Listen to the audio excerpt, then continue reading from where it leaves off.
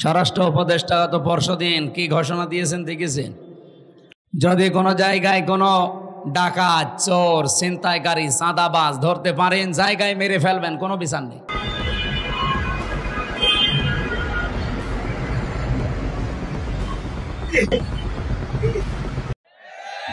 এরকমই হওয়া দরকার।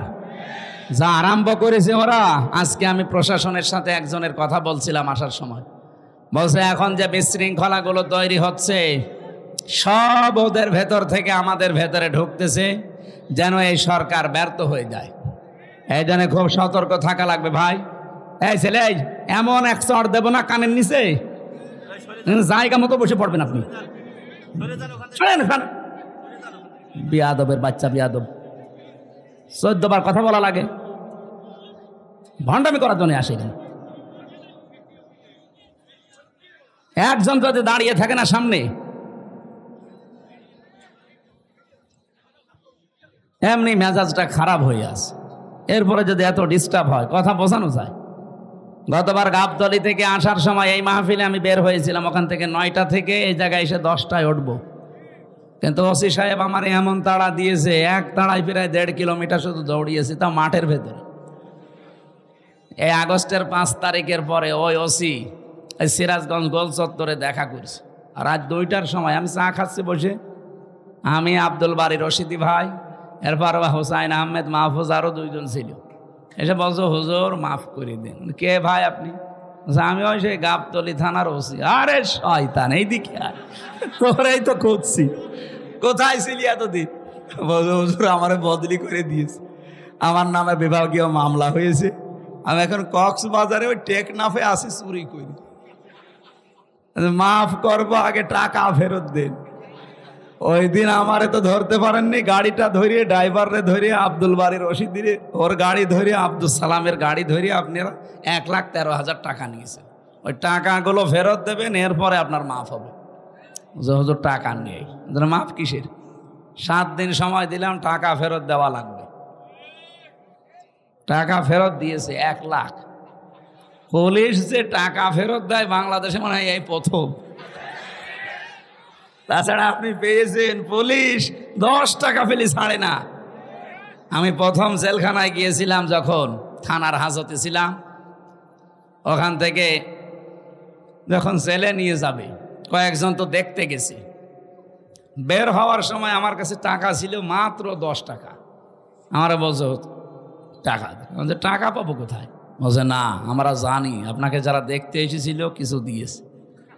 ওরে আল্লাহ, তো জিব্রাইল সব বলে দিচ্ছে। শেষে 10 টাকা দিলাম, তাও খুশি। যারা 10 টাকা বলেন তো পাওয়ার পরে আর ছাড়তে চাই না, তারা 1 লাখ টাকা ফেরত দিয়ে দিল। এ কি দেখেছে? আমার 13,000। হুজুর মাফ করে দিন। যা, তোরে মাফ করে দিলাম, অন্তত লক্ষাধিক টাকা তো ফেরত দিল। তো সেই জায়গা থেকে আজকের এই ডোমন পুকুর। আমি এর আগেও 1বার না 2বার এসেছিলাম। ওই আপনাদের ওই যে কি এমপি ছিল একজন, বাবলু সাহেব, উনি থাকতে। এরপরে তো 3 বছর গেল ভেতরে, আসতে পারি নাই। গত বছর আসার চেষ্টা করেছিলাম। অনেকেই খারাপ ধারণা করেন দাওয়াত নিয়ে আসে না। না, আমার এই রেকর্ড বাংলাদেশে নেই। আমি হাসপাতাল থেকেও বলি যে দরকার হয় অ্যাম্বুলেন্সে করে নিয়ে যেয়ে বসিয়ে রাখেন, ওদের খালি চেহারা দেখি আমি আবার ভর্তি হব।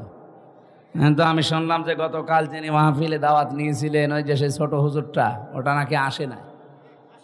ও পরশুদিনও আমার সাথে ছিল পাবনায়, আসে নাই। এর আগে ছিল আমার সাথে ময়মনসিংহ, আসে নাই। কি করে কি দাওয়াত ওরা নিতে বলে কি? আপনারা জোর করবেন না, আমি জানি তার বাচ্চারা। আমারে অনেকে বলে যে দাওয়াত দিয়ে দেন, আমি দাওয়াত দিয়ে তো আর এক মুসিবতে পড়বো। কারণ 100টার ভেতরে যদি 50টা মাহফিলে না আসে, তাহলে ওদের অবস্থা কি হবে বলেন? গতবার এই যে এখানে কোন মুরব্বী যেন হাও মাও করে কাঁদছিল, অথচ আমি তখন দৌড়াচ্ছিলাম মাঠের ভেতর দিয়ে, পা মা কেটে ফ্র্যাকচার হয়েছিল। পরবর্তীতে ভিডিও দেখলাম যে উনি কাঁদতেছে আর আব্দুল সালাম থামাচ্ছে মানুষকে। সুতরাং এই সেই বগুড়া। আমি সেই দিন থেকেই নিয়ত করেছিলাম যদি সময় পাল্টাইতে বাংলাদেশে এই মাহফিল দিয়ে শুরু হবে। যারা আজকেই মাহফিল শেষ, আগামীকাল থেকে যেহেতু রমজান, প্রিন্সিপাল সাহেব আমার বাসায় জেল থেকে বের হয়ে প্রায় 2 বার গেছে। প্রিন্সিপাল সাহেব একজন কামিল মাদ্রাসার প্রিন্সিপাল, বোঝেন আপনি, আমার বাবারও বড়। ওনার আমি সম্মান ওইভাবে হয়তো দিতে পারি নাই, তারপরেও 2 বার এখান থেকে সেই কুষ্টিয়ায় আসতে যেতে লাগে প্রায় 8-9 ঘন্টা। এই সময় ব্যয় করে উনি আপনাদের দেখানোর জন্যে যে এবার আশা করি আর কেউ বাধা দিতে পারবে না। আর এখন বাধা দেওয়ার কেউ নেই। বাধা দিলে আমি আদেশ দিয়ে দিলাম, স্বরাষ্ট্রমন্ত্রীর ওই আদেশ মেরে ফেলবে, কারণ ওটা একটা ক্যান্সার। ওটা কি? ও ক্যান্সার বাঁচিয়ে রাখলে তো শরীর নষ্ট হয়ে যাবে। কোরআনের জন্য এই দেশটা টিকে আছে, আপনি কি টের পাচ্ছেন? এই দেশটা কোরআনের জন্য টিকে আছে, আর এখানে কোরআন থাকবে। 96% মুসলমান আমরা এই দেশে। কি নামাজ কম বেশি না পড়তে পারি, রোজা না রাখতে পারি, কোরআন শরীফ সম্পর্কে কিছু বললে দল বেদল নেই, তারে দেখে নেব। কারণ কিয়ামতের দিন কোন কোরআন শরীফ যদি বলে আল্লাহ আমি এর পক্ষে, তুমি মাফ করে দাও, আল্লাহ বলেন যা মাফ করে দিলাম। এদিনে কোরআন যেন বিপক্ষে না যায়। আল কোরআনও হুজ্জাতুল্লাকা ওয়া আলাইকা, কোরআন যার পক্ষে সাক্ষী দেবে আল্লাহ তাকে জান্নাত দিয়ে দেবে, যার বিপক্ষে যাবে ও যত বড় পীরের মুরিদ হোক ও জাহান্নামে যাবে। এই জন্য আব্দুল বারী রশিদি সাহেবের উপরে, আব্দুল সালামের উপরে যাদের রাগ, মন খারাপ, ভুল বোঝেন না, এটা আমাদের কোনো দোষ নেই। কোরআন শরীফ আমি মাথায় নিয়ে বলতে পারি, আমি 100 চেষ্টা করেছিলাম। ওখানে আমি 8টা থেকে 9টা 1 ঘন্টা কথা বলেছি গাবতলিতে, ওটা ঠিক মতো হয়ে গেল। সেই দিনে মনে হয় প্রধান অতিথি ওখানকার আওয়ামী লীগের একজন সভাপতি নাকি যেন উনি ছিল। ওর পরে এখানের একজন ভিপি ছিল প্রধান অতিথিকে, আমি জানি না শাহিন নাকি না, ওনারে আমি কল দিয়েছিলাম ওই দৌড়াতে। উনি বলছে হুজুর আপনি আসলে আমি তুলতে পারবো না, তাই আপনি যদি না পারেন আমি যাবো কোথায়? শেষে সিএনজি দিয়ে, মোটরসাইকেল দিয়ে কোথা থেকে সিরাজগঞ্জ পর্যন্ত পালিয়ে। এইভাবে হয়। আর আপনারা রাগ করেন যে উনি আসলো না, আমি আসবো কি করে? আমার তো আসতে দেয়নি। এই জন্যে এখন বলছে আসেন, এখন মাইক কেড়ে নেন। কোন মায়ের দুধ খেয়েছেন আমি দেখবো, আসেন। মাইক ছেড়ে দিলাম, কেড়ে নিন।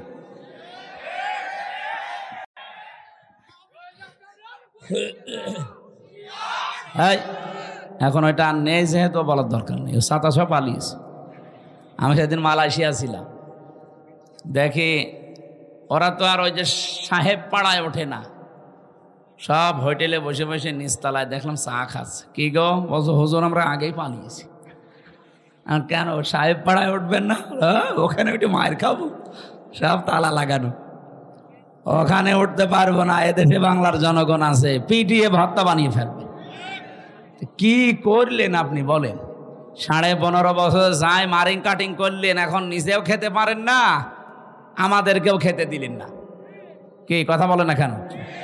যত টাকা পাচার করেছিলেন, টাকাগুলো যদি এই দেশে থাকতো, এই যে প্রায় 36 লাখ যুবক এখন বেকার, এদের বেকার থাকা লাগে? বাইরের দেশে যারা রাস্তা ঝাড়ু দেয়, টয়লেট পরিষ্কার করে, রুটি বানায়, আমি নিজে দেখেছি। কেন এই কাজ করা লাগবে বাইরে? যে এদেশটা এত সমৃদ্ধশালী আর এত সম্পদ আল্লাহ এখানে দিয়েছে, বাইরের রাষ্ট্রগুলো পাগল হয়ে যাচ্ছে। বিশেষ করে চীন তো পাগল হয়ে যাচ্ছে দেশটাকে উন্নত করার জন্য, শুধু টাকা ঢালবে। আপনি টাকা নেই দেখি কি দেখে ঢালবে তারা? এতদিন যে মানুষগুলো দায়িত্বে ছিল, আমাদের যারা ছিল এরা তো না, দায়িত্ব তো পালন করেছে দাদারা যা বলেছে তাই করেছে। ওরা আমাদেরকে ভয় দেখাতো আমরা নাকি না খেয়ে মারা যাবো। আরে ভাই, আমাদের বছরে 1 মাস না খেয়ে থাকা ফরজ। কালকে থেকে 1 মাস না খেয়ে থাকা কি? বলেন কেন? আল্লাহর হুকুম তো আছে, আরো 27টা কায়দা আছে। রব্বুল আলামিন বলেন ওয়াং তাসুমু খায়রুল লাকুম ইন কুনতুম তা'লামুন। যদি তোমরা রোজা রাখো, সিয়াম সাধনা পালন করো, তোমাদের জন্যই ভালো হবে, উপকার হবে যদি তোমরা বোঝো। আয়াতটা নিয়ে চিন্তা ভাবনা করলাম, না খেয়ে থাকার ভেতর আবার উপকার কি? কষ্ট হইতো। কি না খেয়ে থাকার ভেতরে তো কষ্ট, উপকার কিসের? দুইটা বিষয় আমি পেয়েছি। এক নম্বরে রব্বুল আলামিন বলেন, রমজানের দ্বারা যেহেতু আমার উদ্দেশ্য মানুষ তাকওয়া অবলম্বন করবে, ইয়াউমা নাহশুরুল মুত্তাকিনা ইলার রহমানি ওয়াফদা। সূরা মারইয়ামের 85 নম্বর আয়াত। কিয়ামতের ওই ময়দানে যখন লক্ষ কোটি কোটি মানুষেরা হাজির হবে, ওই ময়দান থেকে কিছু মানুষকে আল্লাহ আলাদাভাবে অতিথি বানিয়ে রায়ান নামক দরজা দিয়ে প্রবেশ করাবে। তারা হচ্ছে মুত্তাকি। বলেন তো, রোজা রাখার দ্বারা উদ্দেশ্য কি? মুত্তাকি। বলেন বলেন।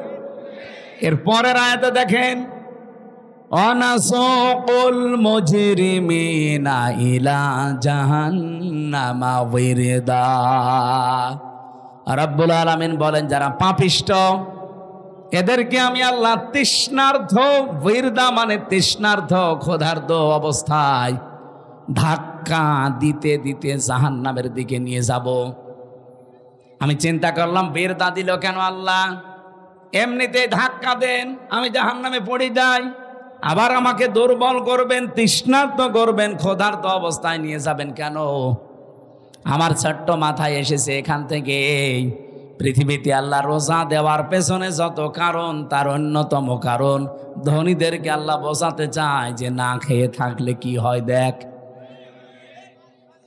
যেহেতু মানুষেরা অনেকেই না খেয়ে থাকে, ক্ষুধার্ত থাকে, তৃষ্ণার্ত থাকে, তাদের ওই দুঃখ, কষ্ট, যন্ত্রণায় ধনীদেরকে আল্লাহ বোঝানোর জন্যই রোজা দিয়েছেন।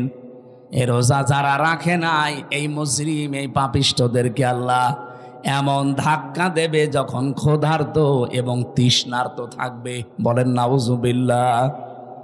রোজা রাখার দ্বারা 3 নাম্বার উপকার যেটা, মানুষ যেহেতু মুত্তাকি হবে, দুনিয়ায় যেহেতু মুত্তাকিদের অনেক কষ্ট হয়, এই জন্যে মুত্তাকি মানুষগুলো শুধু চোখ বন্ধ করতে দেরি হবে। ওয়া উজলিফাতিল জান্নাতু লিল মুত্তাকিনা গায়রা বাঈদ।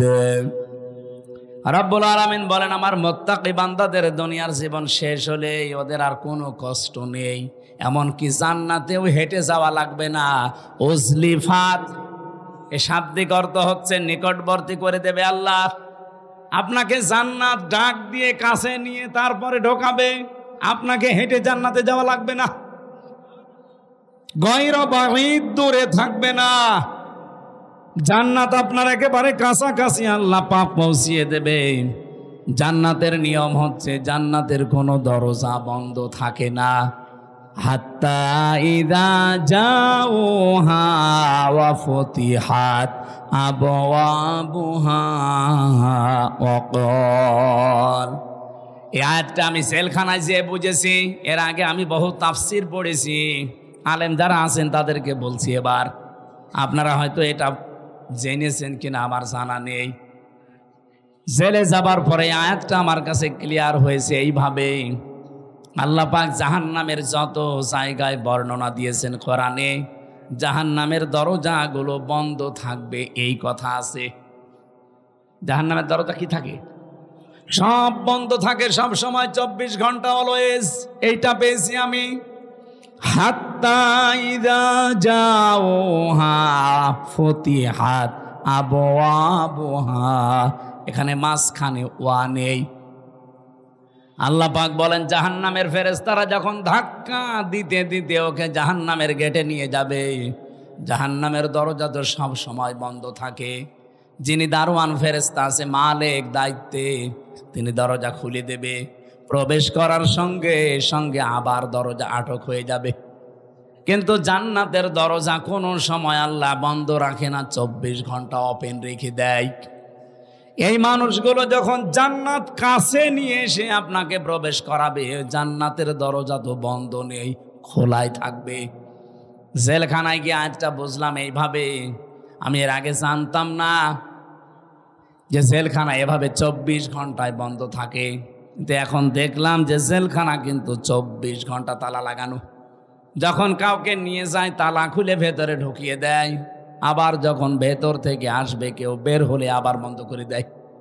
জাহান্নাম আল্লাহ কিন্তু 24 ঘন্টা পাহারাদার দিয়ে বন্ধ করে রাখে দরজা। জান্নাতি মুত্তাকি বান্দাদের যে বর্ণনা বলছিলাম, এদের যেন কষ্ট না হয় এজন্য জান্নাত কোনো দূরে থাকবে না, একেবারে কাছাকাছি নিয়ে এসে দেবে আল্লাহ।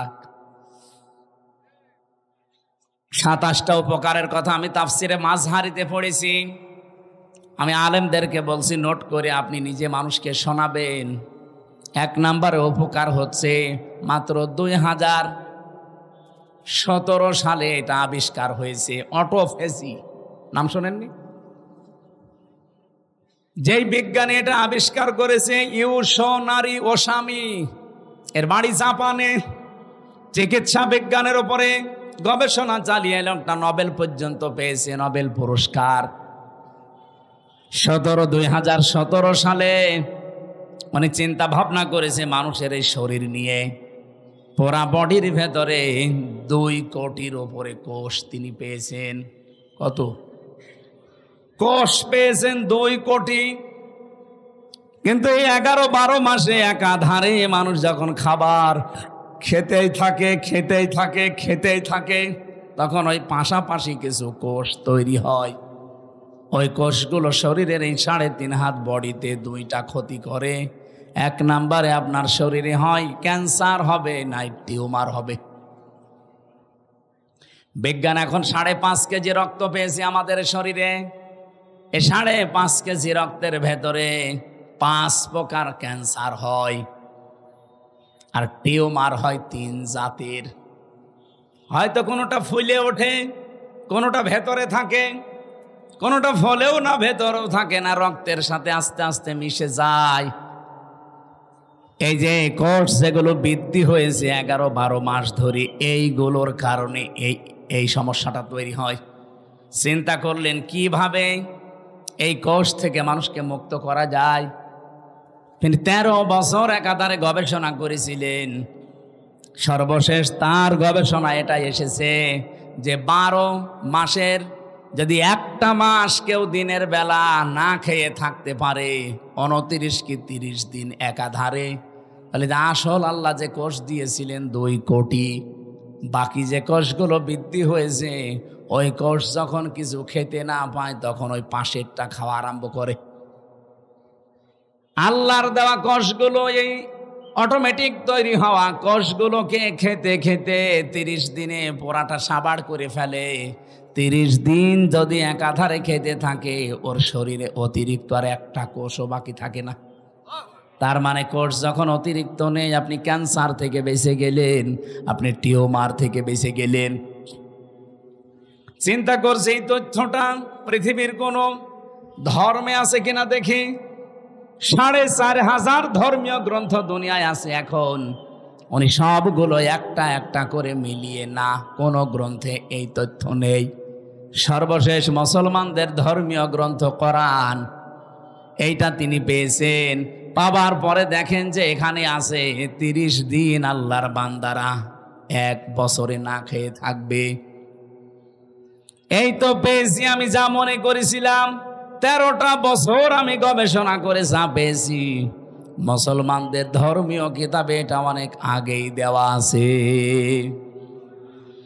আল্লাহ পাক যে বলেন আনতাসুমু খায়রুল লাকুম ইন কুনতুম তা'লামুন, অবশ্যই রোজা রাখলে তোমাদের উপকারী হবে যদি তোমরা এটা বুঝতে পারো। যেহেতু বিজ্ঞানী এখন বুঝেছে, তথ্য আমরা পেয়ে গেছি, এজন্য ফামাং শাহিদা মিনকুমুশ শাহরা ফালিয়াসুম, তোমাদের ভেতরে কেউ যদি রোজার মাস একবার পেয়ে যায় আল্লাহ বলেন অবশ্যই সে যেন রোজা রাখে। এটা কিন্তু গত বছর যারা আদায় করেছে এবছরে অনেকে কবরে চলে গেছে। এবছর আমরা যারা কালকে থেকে পেতে যাচ্ছি, খেলায় খেলায় নষ্ট করেন না, রোজাটা অবশ্যই আপনি রাখবেন। অনেক গরিব মানুষ আছে বলে হুজুর আমারও রোজা রাখা লাগবে, আমি ভ্যান চালাই। আরে বেটা, অভাবী মানুষের অভাব দূর করার জন্যই তো রোজা দরকার। কারণ রোজার দ্বারা আল্লাহ যেটা মানুষকে তৈরি করে দিতে চায় তার নাম কি? তাকওয়া। বলেন বলেন, আরো জোরে বলেন। কোরআনে কারিমের সূরা বাকারার 183 নম্বর আয়াত আমরা পড়েছিলাম। এদিকে তাকান। রাব্বুল আলামিন বলেন, ইয়া আইয়ুহাল্লাযীনা আমানু কুতিবা আলাইকুমুস সিয়াম। ওহে যারা ঈমানের দাবি করো তাদেরকে বলছি আমি কিন্তু রোজার বিধানটা লিখে দিলাম। কি করলাম? পৃথিবীর কোন বিধান আমি লিখে দিলাম এমন কথা কোরআনে আপনি পেয়েছেন? আরেকটা কুতিবা আলাইকুমুল কিসাস, কিসাসের বিধান লিখে দিলাম। কুতিবা আলাইকুমুল কিতাল, কিতালের বিধান আমি লিখে দিলাম। এই দুইটা ছাড়া পুরা কোরআনে আমি কোনো বিধান আল্লাহ লিখে দিয়েছেন পাইনি। হ্যাঁ পেয়েছি, ওগুলো আল্লাহ ফরজ করেছেন। এই জন্য সেখানে ফারদ ওয়াজ পাবেন, ফারদুন। কিন্তু রমজানের ব্যাপারে আল্লাহ কথা বলতে গিয়েই বলেন কুতিবা আলাইকুমুস সিয়াম, আমি কিন্তু লিখে দিলাম সিয়ামকে। আজকের এই জমিনটা যদি আমি সভাপতি সাহেবকে বলি যে স্যার আপনাকে আমি দিয়ে দিলাম, কোনো দাম আছে আমার এই কথার? বলেন বলেন। যদি এটা সই স্বাক্ষর করে দলিল করে স্ট্যাম্প করে বলি এই যে নেন, এ জমির দাম এখন 1 বিঘা 20 লাখ, এই কথা বলেন না কেন? ব্যক্তি তো একই, আগে দিয়েছিলাম মুখে মুখে, এখন আমি দলিল করে লিখে সই স্বাক্ষর করে দিয়ে দিলাম, দাম হয়ে গেছে আকাশ আর পাতাল। আগেরটা কোনো মূল্যই ছিল না, পরেরটার মূল্য 20 লাখ। কথা বলেন ঠিক কিনা? রব্বুল আলামিন বলেন আমি রোজা তো তোমাদের জন্য ফরজ করেছি ফারদ ওয়াজ দিয়ে না, কাতাবা দিয়ে। আমি কিন্তু লিখে সই স্বাক্ষর করে দিয়েছি। এত দামি বিধান এটা আমি আল্লাহর কাছে। পৃথিবীর অন্যান্য বিধানগুলো আমি দুনিয়ায় নাজিল করেছি জিবরাইলকে দিয়ে, আর রোজাটা নাজিল হয়নি, এটা আমি আল্লাহ নিজে আমার রসুলকে আরো সে নিয়ে উপহার দিয়েছি। বিশ্বনবী মুহাম্মদ রাসূলুল্লাহ 50 ওয়াক্ত নামাজ পেয়েছিলেন। ভালো করে শুনবেন, আমি বলার জন্য বলছি, শোনার জন্য শুনবেন না, এখানে কিছু নেওয়া লাগবে। 50 ওয়াক্ত নামাজ পেলেন তিনি, 6 মাস রোজা পেলেন, আনন্দে আসছিলেন। প্রতিমধ্যে হযরতে মুসা নবীর সাথে দেখা। হযরতে মুসা ডাক দিয়ে বলেন, ইয়া রাসূলুল্লাহ আপনার মর্যাদা আমার চাইতে বেশি, কিন্তু অভিজ্ঞতা আপনার চাইতে আমার বেশি, কারণ দুনিয়ার জীবন আমি পার করে এসেছি। আপনি তো জানেন না বাস্তবতা কি। আপনার উম্মতের যা অবস্থা, 60-70 বছরের বেশি ছাতা বাঁচে না, আর আমার উম্মত 1500-2000 বছর হায়াত পেয়েছে।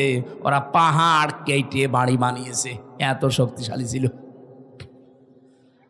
একমাত্র একটা রোজা ছিল বছরে, আর একটা মাত্র নামাজ ছিল 1 ওয়াক্ত সারা দিনে। তাই আমার উম্মতরা পড়তো না। আর আপনার উম্মত এত ওয়াক্ত নামাজ দিয়েছে, 6 মাস রোজার আপনি আনন্দ করেন, পারবে না। আপনি যান আল্লাহকে একটু কমান। উনি 1 বার 2 বার 3 বার 4 বার 9 বার ফেরত পাঠিয়েছিলেন। প্রতিবার 5 ওয়াক্ত করে আল্লাহ কমিয়েছেন, 5 নং 45 ওয়াক্ত। হযরতে মুসা বললেন না, হবে না, আরেকবার যান। বিশ্ব নবী বলেন, হে ভাই মুসা কি বলেন আপনি? আল্লাহ আমারে দিতে চান আর আপনি বলেন কমান, আমার লজ্জা করছে, আমি আজ যেতে পারবো না। আমার উম্মতের ব্যাপার আমি জানিও, পড়বে কি না পড়বে আমি দেখব, আমি আর যাব না। সঙ্গে সঙ্গে জিবরাইলকে ওই জায়গায় পাঠিয়ে দিয়েছিলেন। তখন তিনি 6ষ্ঠ আকাশে আছেন। রব্বুল আলামিনের ফেরেশতা জিবরাইল এসে বলে, ইয়া রাসূলুল্লাহ আল্লাহ আমাকে পাঠিয়েছেন 2টা বিষয় জানানোর জন্যে। 1 নম্বরে আল্লাহ যেহেতু সিদ্ধান্ত নিয়ে রায় দিয়েছেন, তাম্মাত কালিমাতু রাব্বিকা সিদকাও ওয়া আদলা লা মুবাদদিলা লিকালিমাতিহি ওয়া হুয়াস সামিউল আলিম। বলেন আল্লাহু আকবার। সূরা আনআম 115 নম্বর আয়াত। খুব ভালো করে শিক্ষা খেয়াল করবেন, এখনই সেই শিক্ষাটা আসবে। এটা নিয়ে বাড়ি যাওয়া লাগবে, শুধু এসেছেন চলে যাবেন না। এই জন্য আমি মাহফিল করি না, আমি কিছু দেব এমন যেটা কোরআন হাদিসের সাথে মিলে গেলে আপনাকে নিয়ে বাড়ি যাওয়া লাগবে। কথা বলেন না কেন? এখানেই রেখে চলে যান, তাহলে আপনার ওয়াজ শুনতে আসার দরকার কি? বলেন তো বাড়ি নিয়ে যাবেন কিনা? এই ভাড়া নিয়ে যাবেন না? আওয়াজ পাওয়া যাচ্ছে না, যাবেন? রব্বুল আলামিন 1 নম্বরে বলেন আমার কোরআনে যত তথ্য আছে সব সত্য, 2 নম্বরে যত তথ্য আছে সব ইনসাফপূর্ণ, 3 নম্বরে আমার কথা কোনোদিন রদবদল হবে না, পরিবর্তন হবে না। আল্লাহর কথা যেহেতু পরিবর্তন নেই, আপনি বারবার এসেছিলেন, এই জন্য আপনার কনসিডারের কারণে আল্লাহ কমিয়ে দিয়েছেন। আল্লাহ যেহেতু ওটা লিখে ফেলেছেন একবার, ওটা আর পরিবর্তন রদবদল হয় না। আপনার উম্মতদেরকে বলে দেবেন, যদি তারা 5 ওয়াক্ত নামাজও সঠিকভাবে শিক্ষা নিয়ে পড়তে পারে, আর 1 মাস রোজা যদি হক আদায় করতে পারে, আল্লাহ পাক তাদেরকে 6 মাস রোজা রাখা 50 ওয়াক্ত নামাজ পড়ার সওয়াব দিয়ে দেবে। সেই উম্মত আমরা, সেই রোজা আমাদের সামনে। বগুড়াবাসী, এখান থেকে 3 নাম্বার যে কায়দাটা লা মুবাদ্দিলা লিকালিমাতি, যেটা জিবরাইল আলাদাভাবে শুনিয়েছেন, হে নবী আপনার শুধু কনসিডারের কারণে আল্লাহ কিন্তু কমিয়েছে, কিন্তু সওয়াব কমাবে না। যদি 5 ওয়াক্ত হক আদায় করে পড়তে পারে, রোজা রাখতে পারে, আমি আল্লাহ ওইটাই রাখবো যেটা আগে দিয়েছিলাম। কারণ আল্লাহর কথায় কোনো পরিবর্তন, জোরে বলা লাগবে, আল্লাহর কথায় কোনো পরিবর্তন। কিন্তু বাংলাদেশের এমন এমন রায় আমরা 15 বছরে দেখলাম যেটা পরিবর্তন অলরেডি হয়। এক কথা বলছেন না কেন? এটিএম আজহারুল ইসলামের রায় দিয়েছিল যারা, শুনলাম নাকি কিয়ামত হয়ে গেলেও পাল্টাবে না, অথচ 3 দিন আগেই পাল্টিয়ে গেছে। এখন কিন্তু মঞ্জুর হয়েছে, উনি রিভিউ করতে পারবে, উনি শুনানি করতে পারবে। তার মানে এতদিন যা রায় ছিল বোঝা যাচ্ছে এগুলো সব মিথ্যা। আমার মনে হয় এই সালাউদ্দিন কাদের চৌধুরী, মাওলানা মতিউর রহমান নিজামী, এই মানুষগুলো যদি এখন বেঁচে থাকতেন, আর যদি আগস্টের 5 তারিখের পরে যে পরিবর্তন দেখতে পাচ্ছি, ওনাদেরটাও এখন খারিজ হয়ে যেত, এখন আবার ওনাদের জামিন মঞ্জুর করানো যেত। হ্যাঁ, কিছু বদনসিব মানুষ আছে যাদের ভাগ্য খারাপ, এই মানুষগুলো এখন আরম্ভ করেছে এই 25 তারিখের পর থেকে, যে না ওনার সাজা হয়ে গেছে, ওনার মঞ্জুর করা ঠিক হয়নি। সাজা হয়ে গেলে যদি তার এটা আপিল ডিভিশনে মঞ্জুর করা ঠিক না হয়, তারেক জিয়া সাহেবের 9 বছর সাজা হয়েছিল, তার স্ত্রীর 3 বছর সাজা হয়েছিল। এই কথা বলছে না কেন? খালেদা জিয়ার 6 বছর সাজা হয়েছিল। কেন তাদেরকে সাজা থেকে মুক্ত করে মুক্ত জীবনে তাদেরকে ফিরিয়ে দেওয়া হবে? ওনাদের মামলা ইনাদের মামলা, সাজা তো সবারই এক। আপনি কেন পক্ষপাতিত্ব করেন? এই কথা যদি কেউ বলে, আল্লাহর অভিশাপ তার উপরে, তার বিবেক বুদ্ধি সব মারা গেছে। সালাউদ্দিন কাদের চৌধুরী চট্টগ্রামের, উনি বেঁচে থাকলে এখন মুক্ত জীবনে ফিরে আসতে পারতেন। আমার যতটুকু বাস্তবতায় ধারণা, হাসিনার আমলে 15.5 বছরে যারাই মিথ্যা মামলা, মিথ্যা সাক্ষীর কারণে জীবন নষ্ট হয়েছে, কোনো বিচার লাগবে না, কোনো রায় লাগবে না, সব ছেড়ে দেওয়া লাগবে। কিসের বিচার? ও তো সব বানিয়ে বিচার করেছিল। নয়তো খালেদা জিয়ার নামে যে মামলা দিয়েছে, আপনি বলেন তো, এতিমের টাকা আত্মসাৎ করা মামলা, এই টাকা আরো 6 ডবল বৃদ্ধি হয়েছে, তারও তো আরো নোবেল দেওয়া দরকার, আর তারে আরো 6 বছর জেলে দিয়েছে। এগুলো কেন দিয়েছে? এক কাপড়ে তারে বাড়ি থেকে বের করে তারে 6 বছর জেলে, এমনকি এই কঠিন অবস্থায় তারে ফেলে রাখা ট্রাক দিয়ে বাড়ির সামনে, সবগুলো হাসিনার শুধু রাগের বহির্প্রকাশ। ও কিন্তু অলরেডি বলেও ফেলেছে যে আমি ওই বাড়ি থেকে খালেদাকে তাড়িয়ে দেব, একবার নিয়ত করেছিলাম, সেই নিয়ত উনি দেখালো। ম্যাডাম ওই দিন এক কাপড়ে বের হয়েছে, কান্নাকাটি করেছিল, তামাম দুনিয়া কেঁদেছে তার কান্না দেখে। অথচ এখনো পর্যন্ত অনেক মানুষ বলছে না, ওগুলো সব ভুলে গেছি, বাবা শাহজালাল সব হালাল। হালাল করবেন? হালাল করে কি হয়েছে ইতিহাসে? 54 বছরের দিকে তাকান, কি হয়েছে আপনি টের পাচ্ছেন? 75 সাল থেকে শুরু করে আপনি তাকান, যাদেরকে এভাবে হালাল করেছেন তারা কি বাঁশটা দিয়েছে? বাঁশ দেওয়ার সময় তো একটু চেঁচে ছুলে দেয়, তাও দেয়নি, পুরাটাই দিয়েছে। এখন যদি আবার সব হালাল করে নেন, এমন বাঁশ দেবে না জীবনে বাপ বলার সময় পাবেন না। সুতরাং আল্লাহ যখন অলরেডি একটু সময় করে দিয়েছে, একটু দেখার চেষ্টা করেন বাংলাদেশে আল্লাহর বিধানটা কায়েম হলে কেমন দেখা যায়। সবই তো দেখলাম, কিছুই তো হয়নি। দল মত নির্বিশেষে এটা করা দরকার না? 50 ওয়াক্ত নামাজ দিয়েছিল, 50 ওয়াক্ত নামাজ শুধু পড়ার জন্য আল্লাহ দেয়নি, বলেছিল নামাজ কায়েম করবা। এই জন্য পড়া কোরআন শরীফের ভেতরে এক জায়গায় আছে মাত্র নামাজ পড়ার কথা। কয় জায়গায়? কোন জায়গায়? ফাসল্লি লি রব্বিকা, ফাসল্লি লি পর্যন্ত ঠিক আছে। বাংলাদেশে বহু মানুষ নামাজ পড়ে, কি করে? হয়তো লোক দেখানোর জন্যে, ভোট পাওয়ার জন্যে, অথবা মানুষ যেন বলে যে না লোকটা নামাজি, এই জন্যে। কথা বলে না কেন? কিন্তু এর পরের শব্দ কি? ফাসল্লি লি রব্বিকা। শুধু নামাজ পড়লেও হবে না, রবের জন্য পড়া লাগবে। আর যারা রবের জন্য নামাজ একবার আরম্ভ করে, আপনি দেখবেন তামাম দুনিয়া একদিকে, তার নামাজ আপনি বাদ দিতে পারবেন না। আমি আমার রিমান্ডে দেখেছিলাম, আমার সামনে দিয়ে যে লোকটাকে নিয়ে গেল তার এই নখ তুলেছে, বলছিল যে হামজা ভাই, আমাকেও নিয়ে গিয়েছিল ওই মেশিনগুলো দেখাতে, আমার তোলেনি কিন্তু নিয়েছে। ডিম আমাকেও দেখিয়েছে। এরকম একটা চেয়ারে বসিয়ে দেয়, হাতের সাথে পায়ের সাথে বেল লাগিয়ে দেয়, গলার সাথে একটা ক্লিপ লাগিয়ে দেয়, মাথায় একটা কালো কাপড় দিয়ে একটা শর্ট একটা সুইচ টিপ দেয়, এক টিপে 120 বার ঘুরে। আপনি টের পাচ্ছেন 120 বার 1 মিনিটে? 1 সেকেন্ডে কয়বার হয় চিন্তা করতে পারেন? আপনি ঘুরে দেখান তো। এতটুকু যদি ছেড়ে দেয় যে ভাই যা তোরে আমি একবারে 2-4 বার একটু শর্ট দিলাম, চলে যা, না, এবার এমন একটা মেশিন নিয়ে আসে, এই হাতের সাথে পায়ের সাথে একেবারে খাপ খাওয়ানো, শুধু আপনার এখানে ধরবে, একবার টিপ দেবে, সব নখগুলো খুলে চলে যাবে। আর নখ খুলে গেলেই ফিনকি দিয়ে রক্ত বের হয়।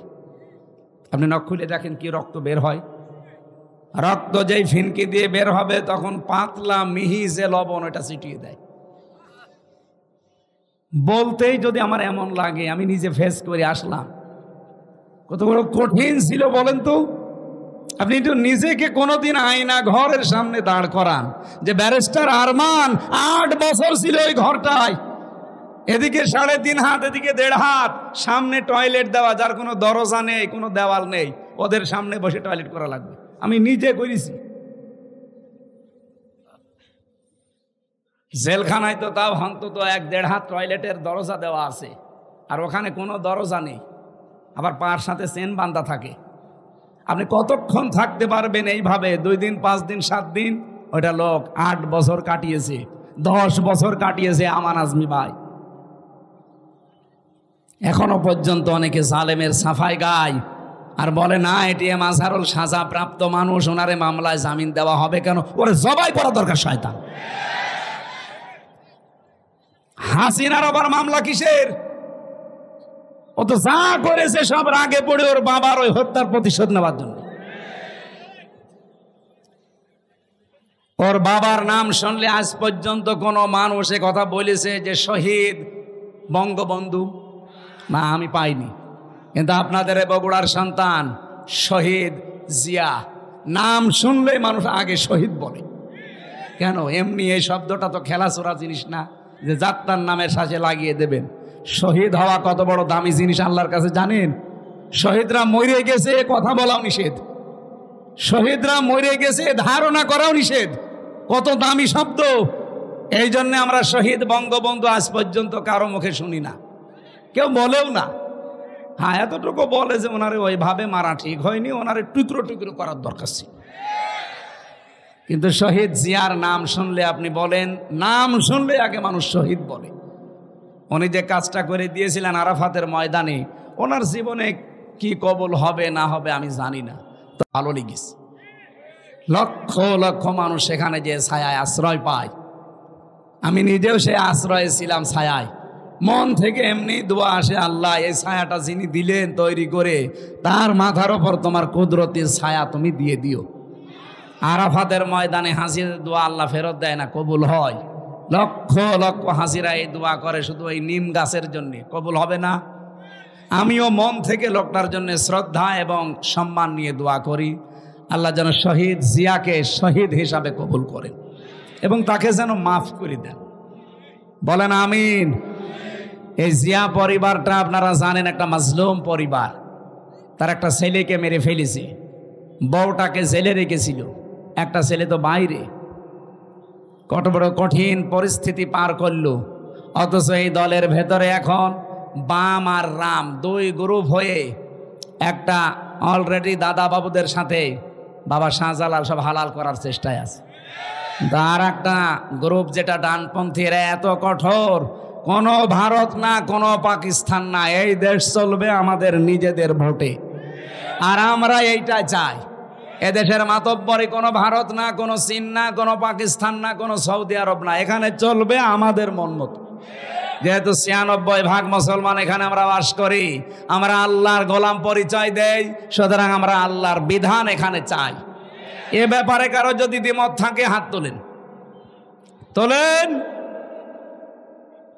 নিরপরাধ কোন মানুষকে এই ১৫.৫ বছরে যাই করেছেন, নিরপরাধ কোন মানুষকে আমরা আর নিরপরাধ কোন মানুষকে ১ সেকেন্ডও জেলে রাখতে চাই না। এই জন্য ১৫.৫ বছরে যারা মিথ্যা মামলার আসামি, যারা মিথ্যা সাক্ষীর জন্য জীবনটা শেষ করে দিল, আমরা চাই কোনো বিচার করার দরকার নেই।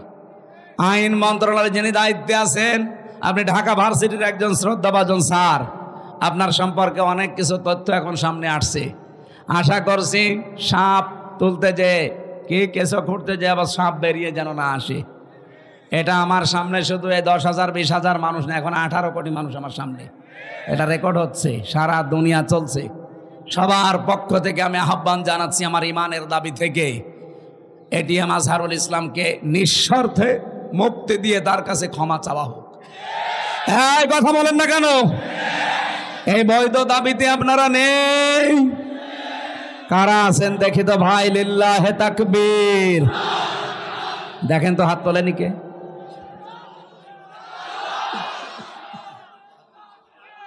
আলহামদুলিল্লাহ।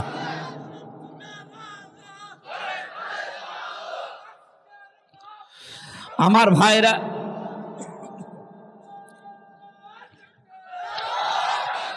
আমি কিছু লাগবে না সামা, আমি কথা তুলেছিলাম লা মুবাদ্দিলা লিকালিমাতিহি, আল্লাহর কালামের কোনো পরিবর্তন নেই।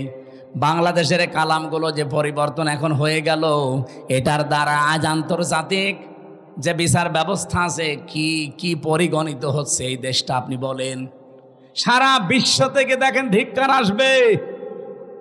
এই যে বানানো বিচার ব্যবস্থা, ট্রাইব্যুনাল, সবগুলো একজনের আদেশে চলেছে, আর ওনাকে আদেশ দিয়েছে ওনার দাদারা। কথা বলেন না কেন? কি মান থাকলো দেশের? আমাদের দেশটা ডুবিয়ে ফেলেছে একেবারে। সারা দুনিয়া থেকে এখন কিন্তু কথা অলরেডি আসতেছে যে তাহলে এটিএম আজহারুল ইসলামকে যদি সত্যি এখন রিভিউ মঞ্জুর করে, তাহলে এর আগের গুলো ওই রকমই ছিল। এটা তো সব দেখছি বানানোই ছিল। ট্রাইব্যুনাল বানানো, বিচারপতিও বানানো, সাক্ষীও বানানো, প্রসিকিউটর বানানো। এই কথা বলছে না কেন? যিনি বাদী মামলার তিনিও বানানো। কারণ যাদেরকে সাক্ষী দেওয়ার জন্য নিয়েছে, শুনলাম নাকি একজন সাক্ষীর বয়স, উনি জন্মই নিয়েছে 1974 সালে আর সাক্ষী দিয়েছে 1971 সালে। তার মানে পেটের ভেতরেও আসে নাই, তখনই সাক্ষী দিয়ে ফেলেছে। এটা যে পুরা একটা বানানো শখ ছিল, এ দেশের মানুষ এখন একেবারে 100% বুঝে ফেলেছে।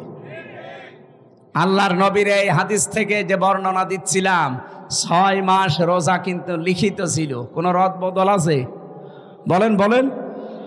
আল্লাহ পাক বলেন আপনার উম্মতদেরকে আপনি দ্বিতীয় এইটা জানাবেন, সত্যি ওরা যদি 1 মাস হক আদায় করে রোজা রাখতে পারে, আমি আল্লাহ পাক গ্যারান্টি দিলাম 6 মাস রোজা রাখার পুরা সওয়াবে আমি দিয়ে দেব। এখন হক আদায় করে এই রোজাটা কি? বিশ্বনবী বলেন, মান সামা রমাদানা ঈমানা ওয়া ইহতিসাবান গফিরা লাহু মা তাকদ্দামা মিন যামবি। এদিকে তাকান, এখানে শিক্ষা আছে। যে ব্যক্তি রোজা রাখে রমজান মাসে ঈমান এবং ইহতিসাবের সাথে, এটা কি? দুইটা বিষয়ে হাদিস আমরা সেই জন্মের পর থেকে শুনেছি, কিন্তু কোনোদিন চিন্তা ভাবনা করেছেন এখানে কি দিয়েছেন আল্লাহ। যে ব্যক্তি রমজানের রোজা রাখে দুইটা জিনিস নিয়ে, এদিকে তাকান। এখানে কথা বলেন কেন? পরে পরে একটু পরে পরে, আগে এই দুইটা শুনে তারপরে যাবেন। আমি আপনাকেও জিজ্ঞাসা করবো, প্রিন্সিপাল সাহেব আপনাকে বলা লাগবে, এতদিন পড়াচ্ছেন, এই দুইটা বলা লাগবে। কেউ যদি সত্যিই রমজান মাসে রোজা রাখে কয়টা জিনিস সামনে নিয়ে? বলেন বলেন। এক নম্বরে ঈমান। কিসের সাথে? এখন প্রশ্ন আসতে পারে, আমার ঈমান তো আছে, আমি তো ঈমানের সাথে রোজা রাখি না। আপনি কি ঈমান যদি দাবি করেন যে আমার ঈমান আছে, মাস্ট বি আপনাকে ঈমানের আগে একটা কাজ করা লাগবে। ওইটা যারা করে না তাদের ঈমান টেকে না।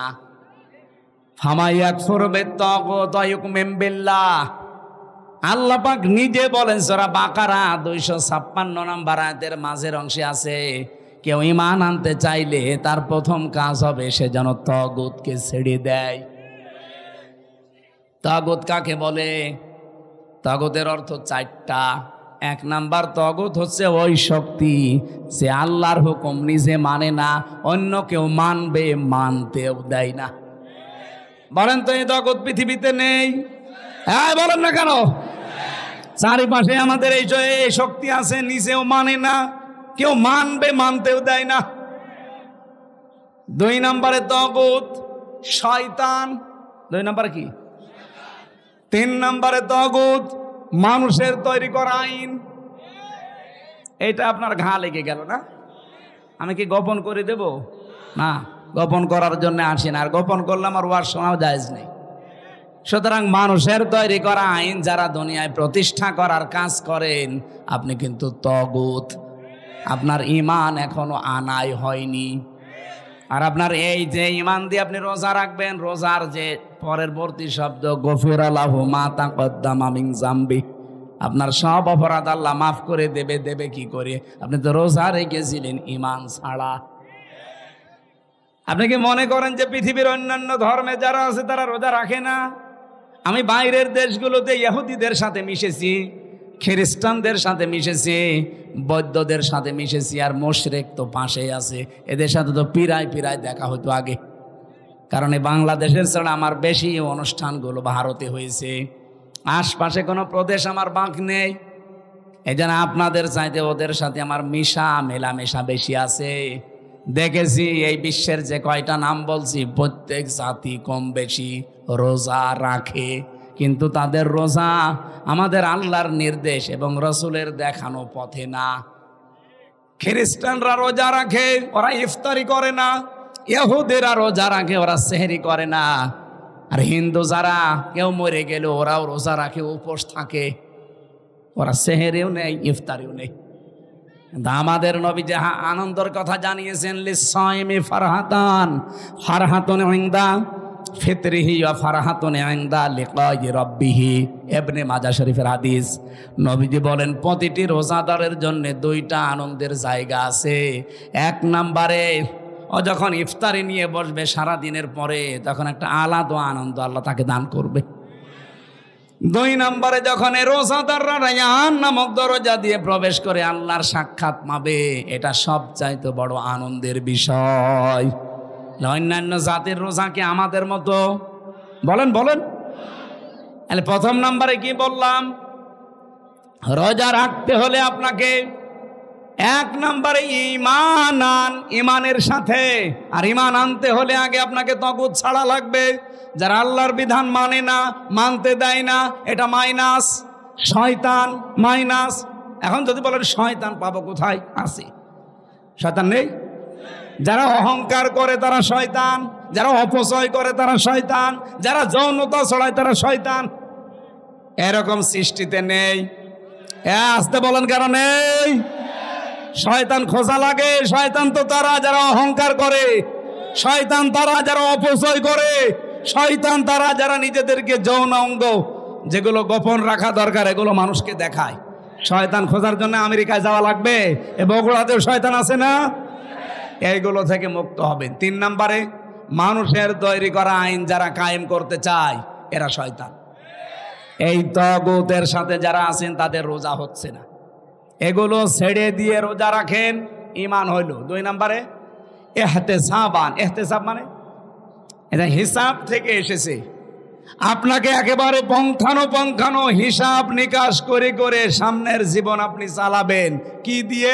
অল ফুরকান। কোরআনের 55টা নাম আছে, তার একটা নাম হচ্ছে ফুরকান। নাম কি? সত্য মিথ্যা পার্থক্য করে বাকি জীবন আপনাকে চালানো লাগবে। আমি বলেছিলাম না আজকে একটা ফরজ জানাবো, আর সব ফরজের বড় ফরজ জানাবো।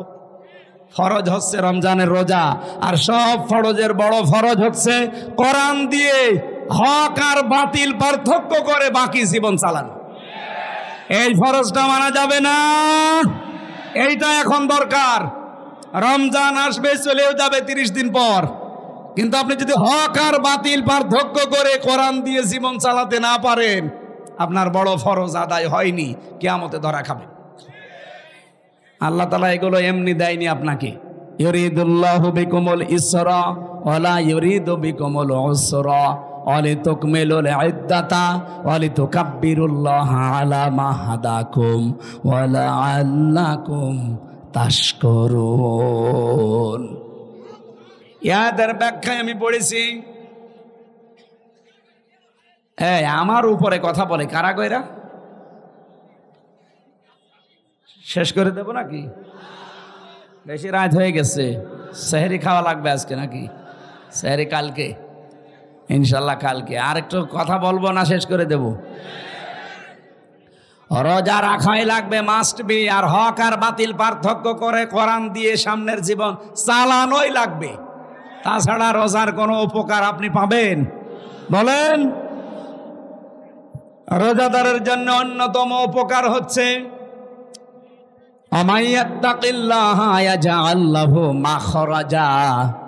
রব্বুল আলামিন বলেন, যদি রোজা রাখার দ্বারা মানুষ তাকওয়া অবলম্বন করে, এমন জায়গা থেকে আমি আল্লাহ তার রিস্কের ব্যবস্থা করি যার ধারণাও সে কোনোদিন করে নাই। আমি এরকম প্রায় 33টা বিষয় পেয়েছি এদের। যারা রোজা রাখার দ্বারা তাকওয়া অবলম্বন করবে তাদের তো 27টা উপকার হবে দুনিয়া আখেরাত মিলে। আর 33টার ভেতরে 1 নম্বরে হচ্ছে এমন জায়গা থেকে আল্লাহ তাকে বিপদে পড়লে সাহায্য পাঠাবে, ওর ধারণাও ছিল না যে এই জায়গা থেকে সাহায্য আসতে পারে। 1 নম্বরে পেয়েছি হযরত ইউসুফ আলাইহিস সালামের নাম। এটা সূরা ইউসুফে 12 নম্বর পারা 17 নম্বর পৃষ্ঠার 1 নম্বর লাইনের 23 নম্বর আয়াতে পাবেন। ওয়ারাওয়াদাতুহুল্লাতী হুয়া ফি বাইতিহা আন নাফসিহি ওয়া গাল্লাকাতিল আবওয়াবা ওয়া ক্বালাত হাইতালাক। রব্বুল আলামিন বলেন, যেই মহিলার ঘরে হযরত ইউসুফ ছিলেন, ও কিন্তু তাকে ফাঁসলিয়ে নিয়ে গেছে 7 তলা বিল্ডিংয়ের উপরে, 7টা দরজায় তালা লাগিয়েছে, নিজের কাপড় চোপড় সবগুলো খুলেছে, আর ডাক দিয়েছে ওয়াকালাত হাইতালাক, আমার দিকে আসো। হযরত ইউসুফ প্রথমে তিনি বললেন ক্বালা মাআযাল্লাহ ইন্নাহু রাব্বি আহসানা মাসওয়ায়া ইন্নাহু লা ইউফলিহুজ জালিমুন। আল্লাহর সাহায্য চাই, আমার রব। এখানে রব বলতে আমার যিনি দায়িত্বে আছেন, আপনার স্বামী আজিজে মিসর, এই লোকটা আমার দায়িত্বশীল, তার আমানত আপনি, আমি আপনার খেয়ানত করতে পারি না। ইন্নাহু লা ইউফলিহুজ জালিমুন। এই খেয়াল করেন, ইউফলিহু এটা মোজারে, বর্তমান ভবিষ্যৎ, প্রেজেন্ট ফিউচার। ইউসুফ নবী ওখানে যেই মহিলাকে উদ্দেশ্য করে কথা বলছিলেন, ওখানে মহিলা কয়জন ছিল? আরো জোরে বলেন। তাহলে একজন দিলে জালেম দিতে পারতেন, জালিমুন দিলেন কেন? হযরত ইউসুফ যদিও জুলাইখাকে উদ্দেশ্য করে কথাটা বলতে চেয়েছেন, কিন্তু কিয়ামত পর্যন্ত হাজারো জুলাইখার বোন আসবে। কথা বলেন না কেন? হযরত ইউসুফ আল্লাহকে জানাতে চেয়েছিলেন এবং ওই মহিলাকে শোনাতে চেয়েছিলেন, কোনদিন কোন জালেম সফল হচ্ছে না, হবে না। ওই আয়াতটা কোরআনে এখনো আছে না নেই? আরো জোরে বলেন, আছে না নেই? সুতরাং যারা জালেম হবেন, চর্মচোখে মনে হবে হ্যাঁ অনেক কিছু পাচ্ছি, অনেক উন্নতি হচ্ছে, যদি জুলুম আপনার ভেতরে পাওয়া যায়, আল্লাহর কসম কোনোদিন আপনি সফল হতে পারবেন না। যে জায়গার ইচ্ছা করেছিলেন ওখানে যাওয়ার আগে আপনার পতন হবে। পৃথিবীর কোন জালেম সফল হয়নি এর আগে, কোনোদিন আর হবে? যদি হয় তাহলে আয়াত মিথ্যা হয়ে যাবে, আল্লাহ তার কোরআন মিথ্যা করবে। এজন্য কোন জালেমকে আল্লাহ সফল হতে দেয় না। আর জালেমের বিরুদ্ধে আল্লাহ নিজে কিয়ামতে মামলা দায়ের করবে। বাংলাদেশে 1628 জন মানুষ দায়িত্বে ছিল, এখনো 100 জনের প্রায় 90 জন ওই রকম মানুষই আছে যারা এই তিনটার নাম নির্বাচন করেছে, ডিসি, এসপি, টিওনো। আমার মনে হয় এগুলোকে সব এই মুহূর্তে ছাঁটাই করা দরকার। কারণ এরা যদি থেকে আবার নির্বাচন হয়, সংস্কার না করে ওই আবার দিনের ভোট রাতে হবে, আবার 154 জন হবে। কথা বলছে না কেন? আমরা চাই এগুলো একটাও যেন না থাকে। যারা আছে সবগুলোকে বিদায় করেন। এই 15.5 বছরে যারা বৈষম্যের শিকার ছিল তাদেরকে নিয়ে এসে বসান। আমি কি বেশি বলছি? এটা না করে আবার নির্বাচন করেন, ওই আবার দিনের ভোট রাতে হয়ে যাবে। কারণ সেই ওসি, সেই ডিসি, সেই এসপি, সেই টিওনো এখনো পর্যন্ত আছে না। এই জন্য 1628টা চেয়ারে একটাও পুরাতন মানুষ থাকা যাবে না। গত কয়েকদিন আগে প্রায় 44টা ডিসি অলরেডি পাল্টিয়ে গেছে, তাদের অবসরে দিয়ে দিয়েছে বাধ্যতামূলক। ডক্টর মোহাম্মদ ইউনুস 2 নবীর নাম নিয়ে বসে আছে, মোহাম্মদ আর ইউনুস। কয় নবীর? 2 নবীর নাম নিয়ে কাজ করছে যে না একটাও রাখবো না। যেগুলো জালেমকে সাহায্য করেছে একবারে 44টা ডিসি শেষ। বলছে আপনারা বাধ্যতামূলক অবসরে। বলছে না আমাদের তো এখনো বয়স শেষ হয়নি। বলে না, শেষ হয়ে গেছে। নির্বাচনের আগে হাসিনা যেমন করেছিল, চাচা এরশাদের কাছে যে বলছে আপনি অসুস্থ, বলছে কই আমি তো ভালো। না আপনি অসুস্থ, চলে হাসপাতালে ভর্তি করে একটা ইঞ্জেকশন দিয়ে শুয়ে রেখেছে, থাক। আমার মনে হয় এইটাই করা লাগবে। এই 1628টা যারা আছে একটাও আমরা দেখতে চাই না। আমি নাম নিলাম না, পাশের জেলা নাটোরের সর্বোচ্চ পর্যায়ে যিনি দায়িত্বে ছিলেন, উনি বৈষম্যের শিকার হয়ে 15.5 বছর ওএসডি হয়েছিলেন। পরবর্তীতে এসে একটা দায়িত্ব পেয়েছে, ওনার সাথে আমি গোপনে কথা বলছিলাম। উনি বলছিল হুজুর এখনো পর্যন্ত 100 জনের 90 জন ওই শয়তানরাই আছে। তা আপনারা আমরা চিল্লা পাল্লা করে কি ওগুলো পাল্টানো লাগবে কি? 9 দফার ভেতরে সংস্কার একটা নেই? কথা বলেন না কেন? আমরা চাই একটাও যেন না থাকে। নির্বাচনের আগে সব পাল্টাতে হবে, সব পাল্টিয়ে এরপরে নতুন মানুষ দিয়ে নির্বাচন করেন। এদেশে যারা যাবে তাদেরকে আমরা ওয়েলকাম জানাবো, কিন্তু জালেম হবেন না। যদি জুলুম করেন, হানিফের বাড়ির দিকে তাকান, কুষ্টিয়ার জুলুম করার কারণে তার বাড়ি মাটির সাথে মিশে যায়নি, ওর পায়খানার প্যান পর্যন্ত মানুষ খুলে নিয়ে চলে গেছে। এই জন্য আগামীতে যারা আসবেন চেয়ারে বসবেন, যদি জুলুম করেন কারো উপরে, 5 বছর পরে দেখবেন আপনার বাড়িও শ্মশান হয়ে গেছে। গতকালকে ঝিনাইদহ ছিলাম, বলছো হুজুর এই জায়গায় হিরণ চেয়ারম্যানকে পিটিয়ে মারার পরে ন্যাংটা করে পেছনে বাঁশ দিয়ে খাড়া করে রেখেছিলাম। সেই জায়গাটা দেখলাম, হিরণ চেয়ারম্যান কত অত্যাচার করেছে নারী পুরুষের উপরে, সে জুলুমের প্রতিশোধ 5 তারিখে একেবারে বিকালে 1 ঘন্টার ভেতরে মানুষ পিটিয়ে মেরে ফেলেছে জায়গায়। এরপরে আবার টাঙিয়ে রাখছে, ও রাস্তার মোড়ে টাঙিয়েছে, আবার পেছনে দিয়েছে বাঁশ, আর ওই ছোট ঠ্যাং কেটে ফেলেছে। কি অপমান বলেন! কারণ জালেমদের উপরে রাগ কার? আল্লাহর নিজের। আল্লাহ বলেন আমি নিজে মামলা দেব, ইন্নামাস সাবিলু আলাল্লাযিনা ইয়াজলিমুনা নাস। জালেম যারা ওদের বিরুদ্ধে আমি নিজে মামলা দায়ের করব। বাংলাদেশে আমার যাদের উপরে হাসিনার মামলা ছিল কেউ খালাস পায়নি। তারেক জিয়া থেকে শুরু করে, খালেদা জিয়া থেকে শুরু করে, এটিএম আজহারুল, আমির হামজা, মামুনুল হক, দেখেন হাসিনা যার বাদী সবগুলো জেল খেটেছি। কারণ সর্বোচ্চ যিনি, তিনি বাদী হলে আপনি আর যাবেন কার কাছে? আর কেয়ামতে যিনি সর্বোচ্চ কে? উনি বলছে আমি বাদী হব মামলার, আপনার কোন উকিল দাঁড়াবে? এই জন্য আমরা যেন জালেম হয়ে না যাই। ইউসুফ নবী এইটা ইঙ্গিত দিয়েছিলেন, ইন্নাহু লা ইফলিহুজ জালিমুন। জালেম দিতে পারতেন, জালিমুন দিয়েছেন। কোন জালেম সফল হয়নি, সফল হবেও না কোনোদিন। সুতরাং আপনি আমার এই কাজ করবেন না। এটা বলার পরে আমি তাফসিরে খাজেনের ভেতরে পড়েছি, জুলাইখা সঙ্গে সঙ্গে নিজের শরীরের যত কাপড় ছিল প্রায় সবগুলো খুলে ফেলেছি, নেংটি ছাড়া। নেংটি ছাড়া সব খুলে ফেলে যখন সামনে এসেছে, ইউসুফ নবী নিজের চোখের উপরে হাত দিলেন। কিন্তু মানুষ হিসাবে তার ভেতরেও চাহিদা নেই।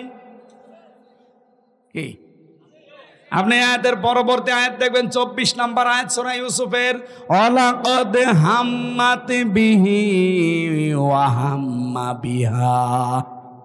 জুলাইখা যেমন কাপড় চোপড় খুলে জেনা করার জন্য রাজি, ইউসুফও রাজি।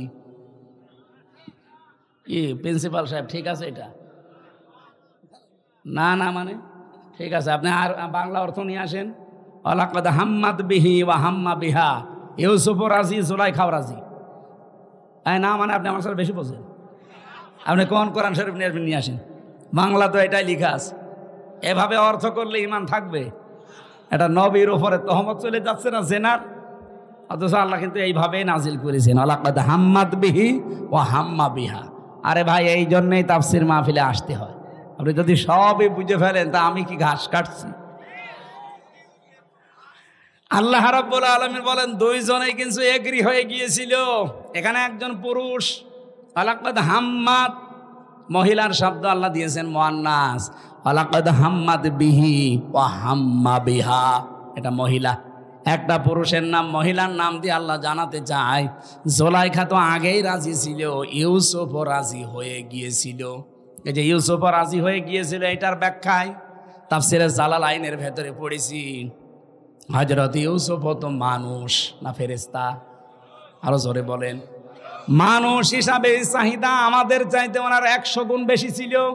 কারণ আমার হাতের ভেতরে যে শক্তি আছে, হযরত ইউসুফ নবী ছিলেন, এক একজন নবীর ভেতরে আমাদের মতো 100 আমির হামজার শক্তি আছে। আমি মেয়ে লোক দেখলে যদি কন্ট্রোল হতে না পারি, আর তাও যেমন তেমন কালো ধলা, আর উনি পেয়েছে বিশ্ব সুন্দরী, তাও উলঙ্গ। আপনি চিন্তা করতে পারেন, পৃথিবীতে আমি 4 জন মহিলার নাম পেয়েছি,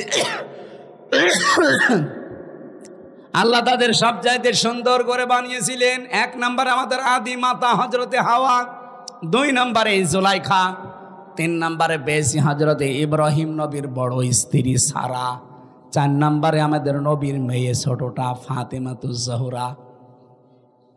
এত সুন্দর করে আল্লাহ জানে বানিয়েছে। আর ইউসুফ নবীও আমাদের মতো সাধারণ ওই হাড় বাল খাওয়া লোক না। কি আপনি বগুড়ার মোড়ে মোড়ে দেখেন ইন্ডিয়া হারবাল, কলকাতা হারবাল, ওনার ভেতরে 100 আমির হামজার যৌবন ছিল। চিন্তা করা যায় কত কঠিন পরিস্থিতি পার করছেন। এই জন্য আল্লাহ বলেন হাম্মাত বিহি ওয়া হাম্মা বিহা। জুলাইখা যেমন রাজি আগে থেকে, ইউসুফ রাজি হয়ে গিয়েছিল।